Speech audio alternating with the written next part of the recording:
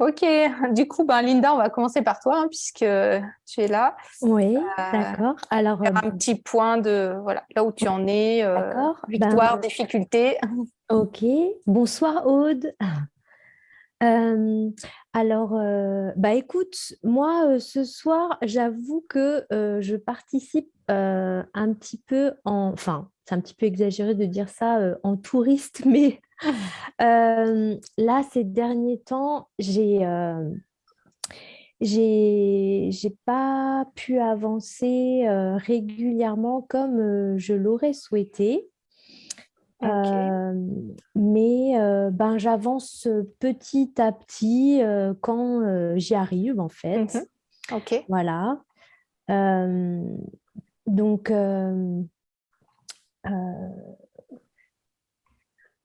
ouais, alors, en fait, quand on est préoccupé par des choses et tout, par pas mal de choses, enfin, je pense que ça t'est déjà arrivé, Rebecca, mais en fait, ouais, il y a des moments comme ça où je sens pas du tout mon esprit disponible, quoi, et Oui. créatif, en fait.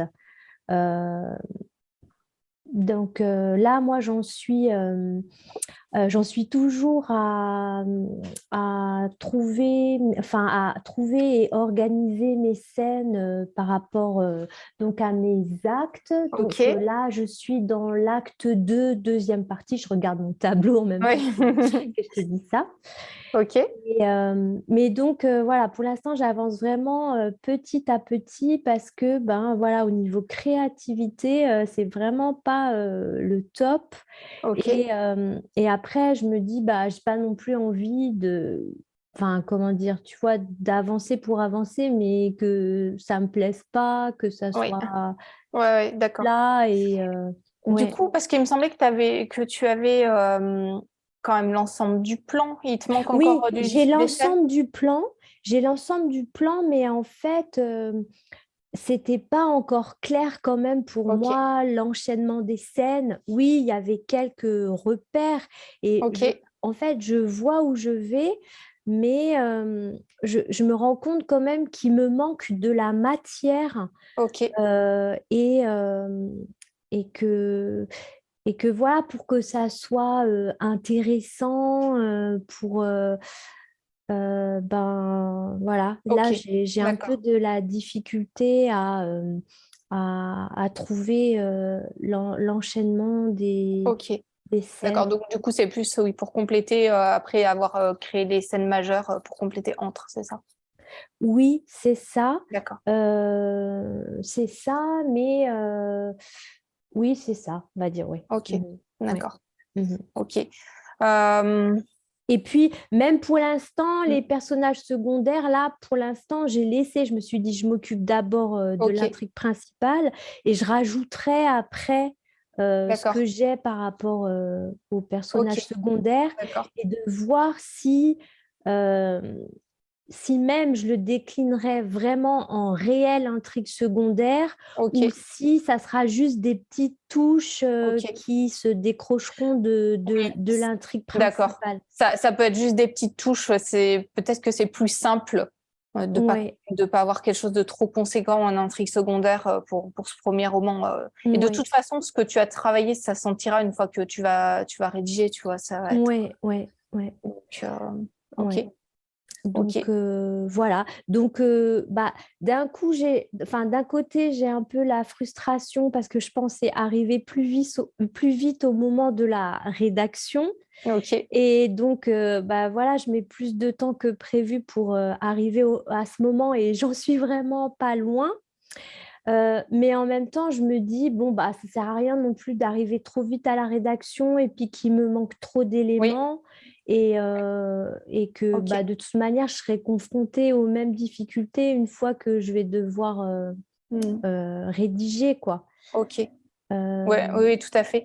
Une chose que tu peux faire, c'est de faire de temps en temps des brainstorming. Tu vois, tu prends une page blanche et tu te mm, dis, tiens, voilà, qu'est-ce que tu pars d'une idée et puis je rame mes odes.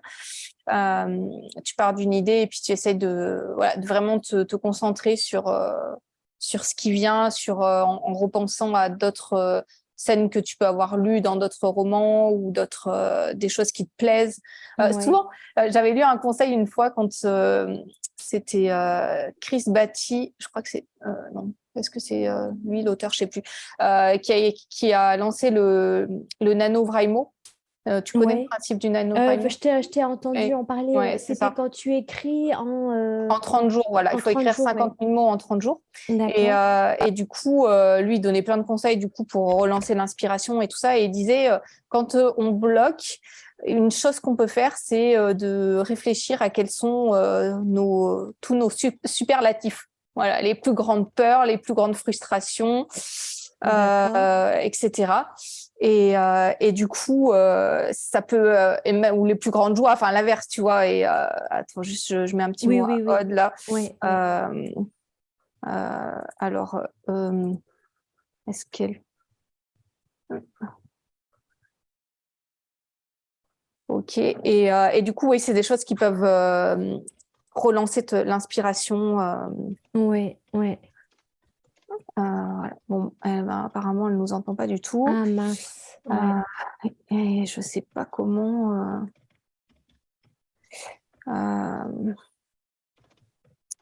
Comment on peut faire. Parce que j'ai pas d'idée. parce qu'au moment où on se connecte, en fait, on a normalement, oui. rejoindre l'audio ou quelque chose comme ça, là, où on doit dire oui. Je vais lui dire. Ah non, apparemment, c'est un problème. Elle dit que c'est un vieil ordinateur Ah mince. et des fois, l'audio ne fonctionne pas. Ouais. Ou alors, si elle peut par son téléphone, je sais pas. Ah non, mais après, il faut avoir Zoom d'installer sur le téléphone et tout. Alors,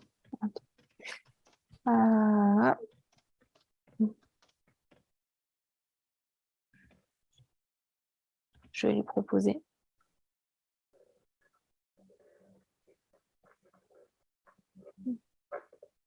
On va voir si elle arrive par le téléphone ou pas. Mais voilà, ça peut être une idée. Ce que tu peux faire aussi éventuellement, c'est de m'envoyer. Alors, si c'est vraiment des idées clés en lien avec ton intrigue, c'est pas moi qui vais pouvoir te les donner. Oui. Mais si c'est un moment où voilà, tu te dis est-ce que l'enchaînement va ou pas, tu peux me refaire un petit plan détaillé, juste pas trop détaillé, pas mais juste toi avec une ligne pour chaque scène pour que je vois un petit peu la cohérence du tout et puis peut-être que je pourrais comme ça te donner un conseil. Mais c'est vrai que s'il te manque vraiment des idées d'enchaînement et voilà, ça oui, là, je pense que là, c'est encore trop général, tu vois, pour te demander, il faut, voilà. C'est en fait, ce qu'il y a, c'est que je pense que voilà, mes idées, elles étaient, j'ai vraiment mon plan, tu vois, mais c'était pas bien défini à l'intérieur. Il faut que j'arrive à organiser ça aussi, voilà. Donc, c'est à moi de toute façon, c'est normal, hein, c'est un petit peu le jeu avec un roman. Et puis tu verras, quand au moment où tu vas rédiger, tu auras aussi des scènes où tu vas te dire tiens, là, cette scène, finalement, j'avais prévu que ça soit un peu conséquent. Et puis, en fait, finalement, ça me tient 3 lignes et c'est fini. Et au contraire, certaines scènes, tu vas finalement les développer beaucoup plus. Et voilà, ça fait partie des surprises aussi de la rédaction. Donc, c'est tout à fait normal. Et au fur et à mesure que tu vas écrire, tu vois, là, c'est un premier roman, alors ça met peut-être un peu de temps, mais c'est pas grave. Mais au fur et à mesure, quand tu te lanceras dans le deuxième, dans le troisième, tu vas aussi voir ce dont tu as besoin pour développer. Il y a certaines choses qui vont venir plus naturellement et certaines méthodes de travail aussi. Donc, ça se construit sur le long terme. C'est ça. Un peu normal, donc en tout cas, pas de souci avec ça. Et puis, voilà, fais comme tu fais là, prends le temps. Alors, je sais que là, tu vois, là, il y a 2 jours, quand je m'y suis remise, que j'ai réussi à me concentrer un peu, en fait, j'ai rebondi sur une émotion que je ressens, toi, là, au moment précis, à un moment précis et je me suis dit, je me suis servi de cette Oui, émotion, très bien, tu vois, très pour bien. me dire, bah tiens, mon personnage, peut-être qu'il pourrait vivre ça Mm. et ça m'a aidé, tu vois, à, Oui, mais voilà, franchement, à tout. ça c'est très bien. Ouais, C'est quelque chose que je fais moi-même très souvent dans mes romans, tu vois, ouais, voilà, mhm, tu vis une émotion, bah tiens, paf, tu l'utilises ou tu sors et il y a un personnage qui te marque et du coup, bah tiens, hop, tu le réutilises pour une scène ou voilà, c'est tout ce qui est en toi, c'est un peu ce que je disais au début de l'Odyssée, hein, tout ce qui est en toi et autour de toi, ça peut te servir aussi à alimenter ton roman. Donc, ouais, ouais, c'est peut-être ça. tu pourrais reprendre comme ça quelques, tu sais, tous les cours sur le développement des idées au Ouais, début pour ton ouais, roman. mhm, Et ça te donne en fait différents points d'accroche pour lancer tes brainstorming et ta réflexion. ouais. Et peut-être ça va t'aider aussi de faire ça. Oui, oui. Et quand tu me disais d'utiliser les superlatifs, toi, tu peux Oui. me redire un petit peu ça Oui, parce que du coup, oui, oui, tout ouais. à fait. Du coup, tu réfléchis, d'ailleurs, tu peux prendre une feuille de papier, un crayon, tu réfléchis et tu te dis ben, quelles sont mes plus grandes peurs, mes plus grandes Ah joies, oui, mes plus grandes frustrations, mes plus grands rêves, et tous les superlatifs que tu oui, peux trouver. d'accord.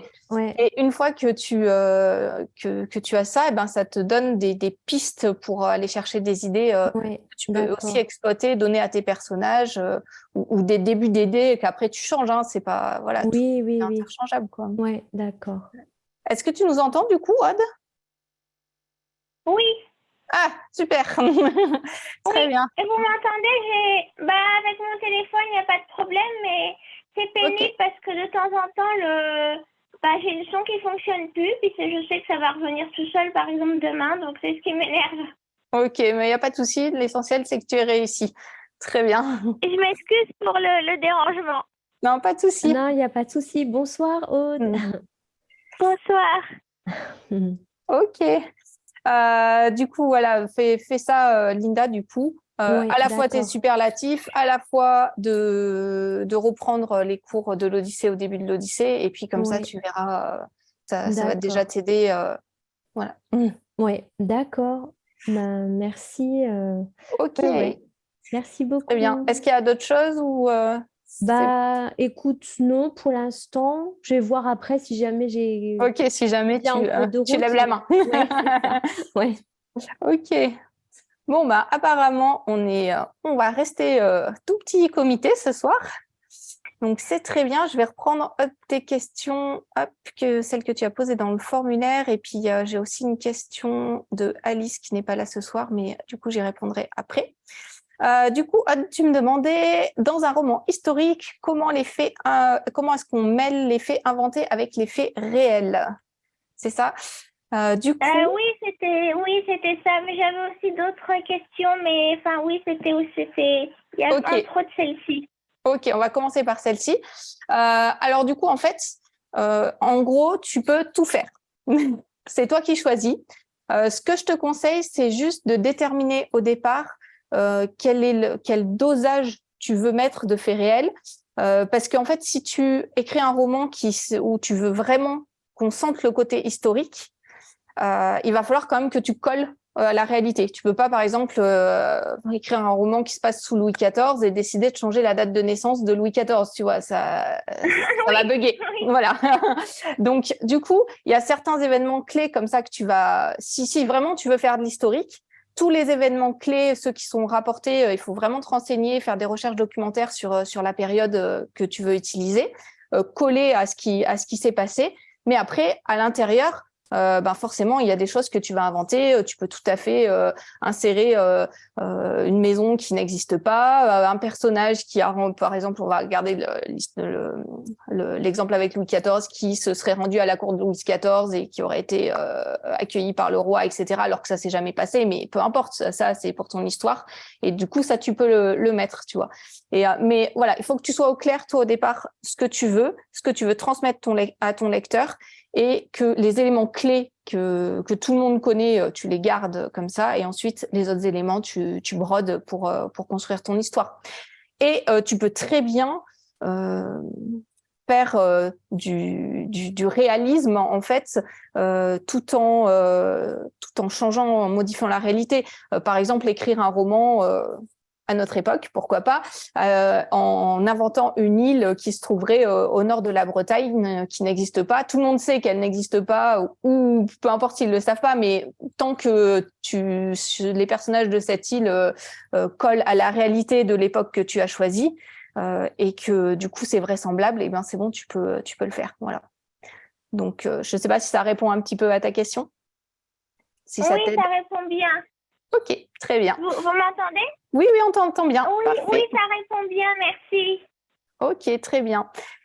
Du coup, tu avais une autre question. Tu me disais que tu travaillais sur ta trame, et est-ce que tu dois attendre de l'avoir entièrement terminée pour écrire, ou bien est-ce qu'il faut que tu consacres des moments d'écriture tout en travaillant la trame? Alors, ce que je te conseille par rapport à ça, c'est de vraiment construire la trame de ton roman entièrement avant de te lancer dans la rédaction. Pourquoi ? Parce que, en fait, tu vas essayer, alors pour deux raisons d'abord, pour toi et pour ton lecteur. Pour toi, parce que ça va te donner des points de repère. Au moment de la rédaction, tu vas te rendre compte que parfois, ça sera facile de rédiger et d'autres fois, ce sera plus difficile. Et quand c'est plus difficile, que tu bloques sur tes idées, en fait, le fait d'avoir des points de repère, ça va t'aider à continuer et à aller jusqu'au point final. Il y a beaucoup de personnes qui rêvent d'écrire un roman. Il y en a beaucoup moins qui terminent parce que c'est très facile de lancer une première idée sur un papier, mais ensuite la développer et arriver à en construire une histoire complète jusqu'au bout, c'est beaucoup plus dur. Donc, c'est déjà pour toi, je te conseille, pour avoir ces points de repère, de le faire. Et ensuite, pour ton lecteur, parce que en fait, ton lecteur, tu vas l'entraîner dans un jeu en fait tout au long de ton roman. C'est un peu comme si tu construisais un labyrinthe. Et tu vas l'entraîner dans ce labyrinthe. Et du coup, il faut que tu l'entraînes dans une certaine cohérence. Il faut que tu lui soulèves des questions pour susciter son intérêt, des questions auxquelles tu vas répondre au fur et à mesure. C'est un peu comme un jeu de récompense, tu vois. Tu soulèves des questions, il se dit « Ah, j'ai besoin de tourner les pages pour aller chercher les réponses. » Et puis, paf, d'un coup, il a une petite réponse et puis une réponse un peu plus grande. Et puis, voilà. Et chaque fois, tu soulèves des nouvelles questions et tu vas y répondre au fur et à mesure. Et c'est pour ça que ça deviendra un roman avec du suspense, un roman attractif par rapport à ce jeu de questions-réponses. Quand je parle de suspense, juste petite parenthèse, c'est pas forcément quelque chose où il y a des scènes d'action, des grandes courses-poursuites ou des grandes batailles. Hein. C'est vraiment, on peut soulever des toutes petites questions qui juste suscitent l'intérêt du lecteur. Est-ce que le clash qu'il y a eu entre les deux meilleurs amis va être réparé? Est-ce que du coup ils vont redevenir amis ou pas? Enfin, tu vois, vraiment des fois des choses plus ou moins grandes, mais voilà. Et en fait, pour construire cette trame-là et entraîner ton lecteur comme ça dans ce labyrinthe de questions-réponses, en fait, il faut que tu sois au courant toi-même que tu l'as un peu construit avant. Ça sera beaucoup plus pertinent, il y aura beaucoup plus de cohérence et tu auras beaucoup moins de travail aussi au moment de la correction de ton roman. Tu pourras écrire un premier jet beaucoup plus librement et tu auras beaucoup moins de travail ensuite. Parce que si tu travailles pas vraiment tes personnages et toute la trame, même si tu arrives à construire ton roman complet, tu vas te rendre compte qu'au fur et à mesure, tes personnages, ils auront évolué dans la pensée, puis il y aura des petites choses que tu te dis, ah mince, finalement, au milieu du roman, tu te dis, ah mais non, c'est pas cohérent, ça va pas, donc je change, mais en fait, après, il faudra tout reprendre sans oublier certains éléments, tu vois. Donc, du coup, c'est pour ça que je conseille toujours de construire la trame complète avant de se lancer dans la rédaction. Bien sûr, comme je dis chaque fois dans l'Odyssée, vous êtes libre, vous pouvez faire ce que vous voulez. Enfin, à ceux que je suis du coup dans mon programme l'Odyssée là sur 1 an, je leur dis bon voilà, moi je vous donne des conseils, après vous faites ce que vous voulez. Et ça dépend aussi des profils d'auteurs. Certains ont besoin d'avoir une trame extrêmement détaillée avant de se lancer dans l'écriture, d'autres de l'avoir beaucoup moins, des grands points clés, ça suffit. Et en fait, voilà, ça il faut tester et voir ce qui te convient le mieux aussi, ce dont tu as besoin. Et ce qui est vrai aussi, c'est que plus tu vas écrire des romans, plus tu vas comprendre la façon dont sont construits les romans, parce qu'il y a des scènes importantes, des scènes clés au fil des romans qu'il faut pas louper et qui permettent de relancer l'attention du lecteur. Plus tu vas maîtriser ça, moins tu auras besoin de tout écrire sur papier parce que en fait tu auras la trame dans ta tête, donc après ce sera beaucoup plus facile, même si tu te lançais comme je parlais tout à l'heure à Linda du défi du NaNoWriMo où tu te lances pour écrire 50 000 mots en 1 mois. À la base, sans avoir fait de plan ni rien du tout, eh ben, si tu as déjà de l'expérience, en fait, la trame, les scènes clés, elles sont dans ta tête. Tu sais par exemple qu'il y a un moment, il y a un élément déclencheur. Tu sais qu'il y a une scène au milieu du roman qui va venir tout bouleverser et relancer l'intrigue, etc. Et du coup, tu vas le faire instinctivement, en fait. Mais voilà, dans un premier temps, je te conseille vraiment de bâtir toute ta trame avant de rédiger. Et si tu as vraiment envie de rédiger des petites choses, parce que la construction de la trame, comme on l'a vu là avec Linda, ça peut prendre du temps, n'hésite pas à écrire des mini-scènes par rapport à tes personnages. Par exemple, ton héros, alors pas des scènes qui se passent pendant l'histoire de ton roman, mais par exemple des scènes du passé qui sont importantes pour ton personnage, qui ont construit sa personnalité, qui ont fait que voilà, peut-être il y a une peur fondamentale qu'a ton héros et qui va être pourquoi pas au cœur de ton roman. Mais cette peur-là vient d'une expérience négative qu'il a vécue dans le passé. Et pourquoi pas écrire cette expérience? Parce que ça te permet d'écrire, c'est toujours sympa, ça te permet de prendre en main ton personnage et de poser des mots sur une scène que peut-être tu vas réutiliser certains éléments dans ton roman. Donc, en fait, ça t'aide à construire aussi ta pensée par rapport à ton roman. Voilà un petit peu des conseils par rapport à ça. Merci beaucoup. Ok, est-ce que tu as d'autres questions? Oui, en fait, je voulais vous remercier d'abord pour... vous m'entendez? Oui, très bien. Pour vos fiches. Ok, très bien. Parce qu'elles sont vraiment très bien faites. Enfin, elles sont vraiment très bien faites. En fait, moi, ce que j'ai fait, j'avais écrit, si vous voulez... Enfin, j'écrivais, et je me suis rendu compte que c'était un vrai bazar.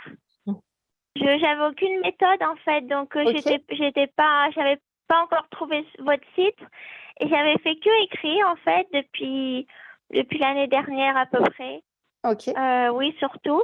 Et j'avais écrit vraiment 50 pages ou plus de 50 pages.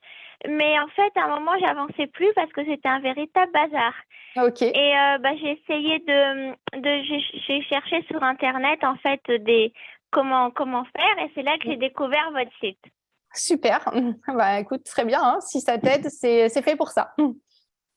Bah oui, parce que j'écrivais, mais c'était un grand bazar. Voilà, je peux pas dire autre chose. Donc, très bien. Merci pour vos fiches et toute votre aide. Ok, bah, écoute, avec plaisir. Très bientôt, j'ai enregistré aujourd'hui un autre mini-cours. Donc, je ne sais pas exactement quand mon équipe la mettra en ligne, mais c'est justement sur les scènes importantes, 10 scènes importantes à mettre dans un roman. Donc, voilà, ça peut t'aider. Ça peut t'aider aussi.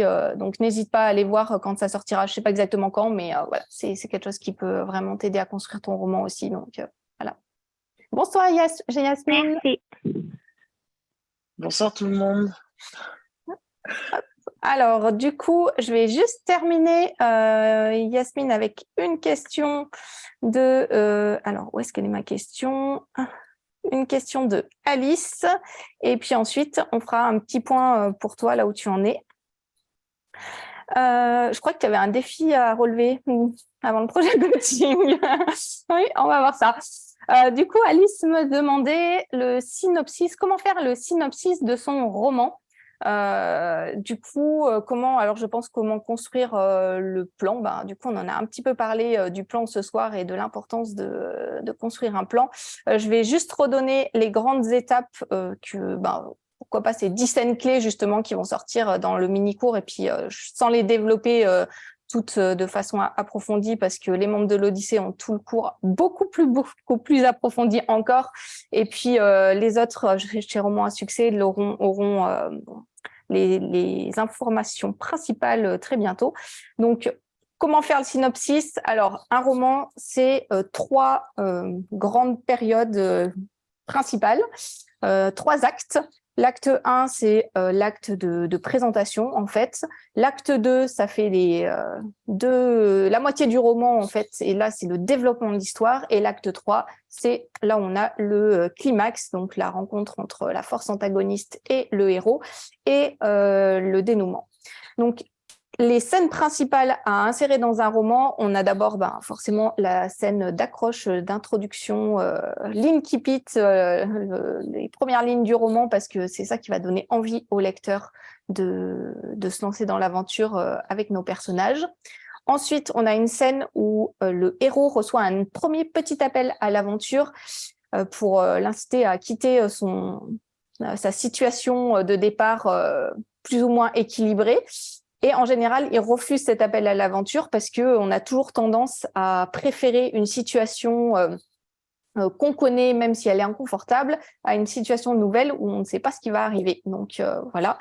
Ensuite, on a une troisième scène, une scène où la force antagoniste commence à se manifester, ce qui va s'opposer au héros. L'élément déclencheur qui est un véritable bouleversement pour le personnage principal parce qu'il ne va plus avoir le choix, il va falloir qu'il se lance dans l'aventure, il ne peut pas revenir en arrière, son équilibre est bouleversé. Alors qu'est-ce que je dis là? La situation initiale, l'appel à l'aventure qui est refusé, la manifestation de la première présence de la force antagoniste, l'élément déclencheur qui est une scène majeure du coup. Ensuite, on a une autre manifestation de la force antagoniste qui permet au héros d'être confronté un peu plus directement à cette force antagoniste, qui peut être interne ou externe, la force antagoniste. Et là, on peut avoir soit une victoire, soit un échec de la part du personnage principal par rapport aux premières épreuves qui lui sont proposées. Une scène clé au milieu du roman qui va être un tournant pour l'intrigue, qui va permettre de relancer l'intrigue, d'avoir une révélation, quelque chose qui permette au personnage de se dire « Ah, je vais peut-être arriver ». Alors souvent, c'est quelque chose de positif, mais voilà, on peut tout imaginer. Qui va lui faire se dire, je reprends un peu l'ascendant sur tout ce qui m'arrive et je vais pouvoir continuer l'aventure. Encore une scène où on a une manifestation précise de la force antagoniste. Là, je conseille souvent d'avoir une scène de victoire pour le personnage. Pourquoi ? Parce qu'on veut un jeu de montagne russe pour le lecteur dans le roman. Et du coup, cette scène de victoire permet de, tout de suite après, donc la scène suivante, enfin pas la scène suivante, mais la scène principale dans les scènes clés suivantes, d'avoir un échec du personnage principal. Comme ça, l'attention, les émotions, elles sont au plus haut et hop, ensuite on les fait descendre au plus bas. Cette scène, donc souvent je dis, c'est une scène de mort qui va ouvrir l'acte 3 du roman.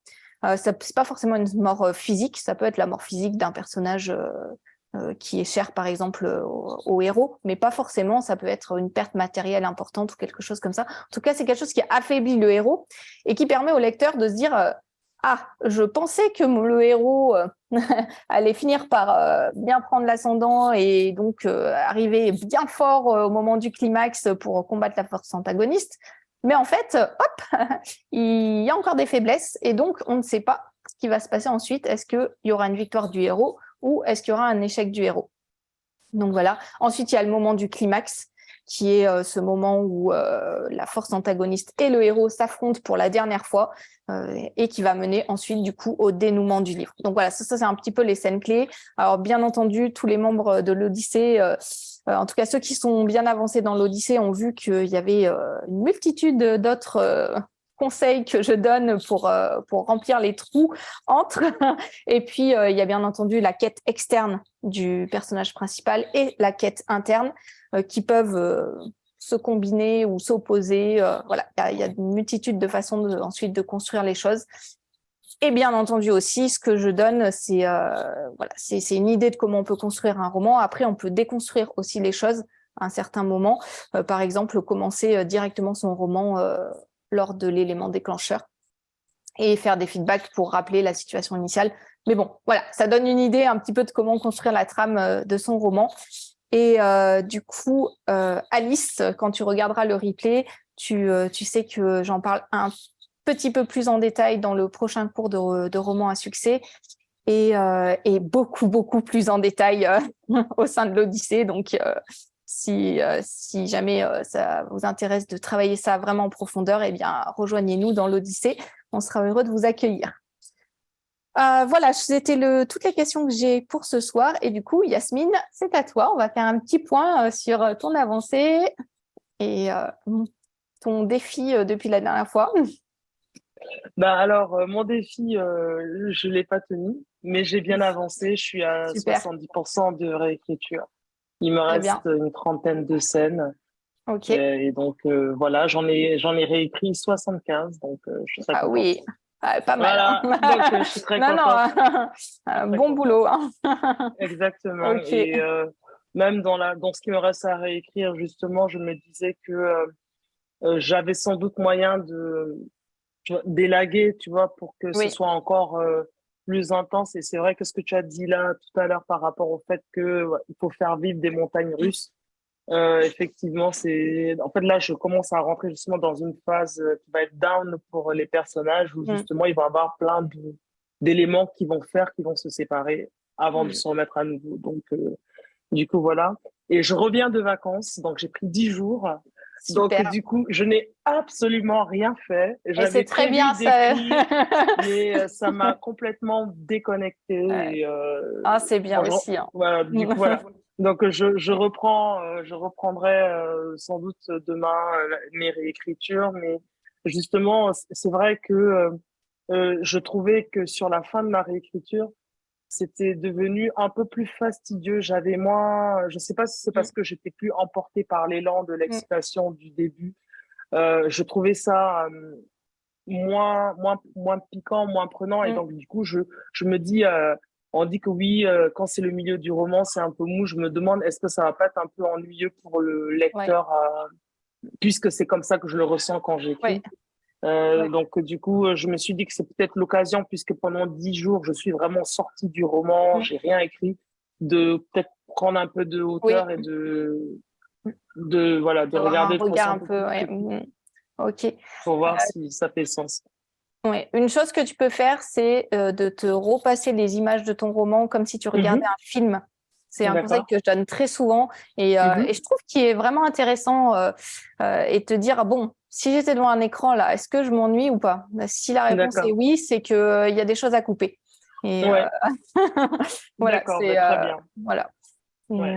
Mais en tout cas, sinon, voilà, je suis contente. Et ça m'a donné, le voyage aussi m'a donné beaucoup d'idées sur comment je pouvais faire. Et ça m'a donné l'idée d'une saga parce qu'on est parti à quatre parfait. filles.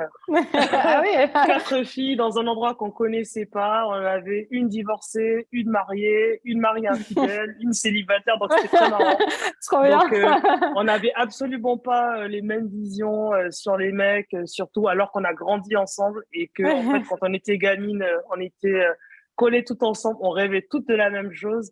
Et Ouais, c'était c'est intéressant, oui, en effet. c'est intéressant, voilà. Il y en a une, ça fait 13 ans que je l'avais pas vue. Donc, Ah du coup, oui. c'était intéressant de revenir 13 ans après, de voir qu'on avait toutes pris des chemins différents et tout. Donc, je me suis dit, ah, C'est il y a chouette. peut-être un truc, il y a peut-être un Ah ouais, ouais. truc, je vais tout Ah, noter, on verra bien. très bien. On en parlait avec Linda. Elle me disait qu'elle aussi, parfois, il y avait une émotion, quelque chose qu'elle vivait et du coup, qu'elle pensait à réinsérer dans son roman. Et j'ai dit, oui, c'est ça, c'est ce qu'il faut faire. Il faut puiser des idées comme ça. Et ce qui nous touche peut toucher les lecteurs aussi. Donc, Mm. c'est bien. OK. Bon, bah, très bien. Mais en tout cas, les périodes de vacances, je trouve que c'est vraiment pas celle où le plus souvent on est plus productif. On croit qu'on va l'être parce qu'on se dit, ah, j'ai le temps. Et puis en fait, ça fait des fois juste du bien de lâcher et puis de revenir comme ça avec un œil neuf. Donc, bon, très bien. Donc, la fin pour le prochain coaching. Il me reste une trentaine de scènes, donc ouais. En fait, après, j'ai un peu peur aussi parce que moi, j'ai cette tendance un peu perfectionniste Ouais. euh, de re-rentrer dans un truc où je casse ma structure et où je vais Mm. réécrire. Je vais tout faire pour éviter ça. Oui. Mm. Mais c'est vrai que quand même, j'ai besoin de me rassurer avant de terminer que, en fait, l'histoire dans sa globalité, elle se tient bien, elle fait bien sens, quoi. Ouais. Euh, et, donc, Si voilà. jamais tu as besoin, je te dis comme à Linda, envoie-moi la trame avec, alors pas 10 pages comme disait Linda, mais Non, non, non, non, non. juste la trame, tu vois, avec les scènes clés. Et chaque fois, tu me mets les noms que je mets sur, on reprend le schéma dans l'Odyssée. Tu vois, tu mets scène d'ouverture, éléments, première, ce que je disais tout à l'heure par rapport aux scènes clés, premier appel à l'aventure, etc. 2 points, et chaque fois, tu me mets en 2 phrases ce qui se passe. Et comme ça, je pourrais te donner un petit avis et te dire si c'est cohérent, si ça peut c'est intéressant. Même pour moi, je verrai si ça va tenir, en fait. Parce que s'il y a des choses que j'arrive pas à faire ou qui sont un peu floues pour moi, donc il est évident que c'est pas la peine. Donc, fais ça. Merci. Ok, merci pour le conseil. Très bien. Est-ce qu'il y a d'autres questions qui sont venues entre-temps?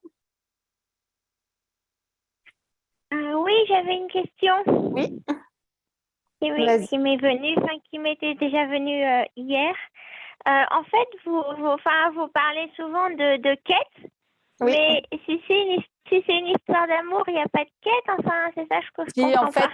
En fait, alors souvent, je parle pas forcément même de quête, je dis objectif.